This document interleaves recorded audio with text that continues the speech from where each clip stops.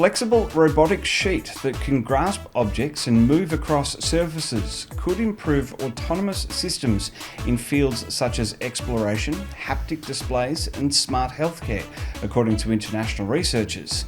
The team engineered a robotic folding sheet made with densely distributed heat-sensitive electrical elements that can change shape when exposed to heat, and used it to crawl across a surface and grasp and lift objects in the lab, including a petri dish, plastic packaging, and a wooden stick.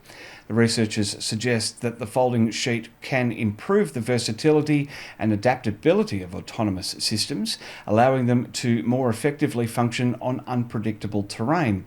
However, they say that further advances in material technology and structural design are needed to fully harness the potential of this technology.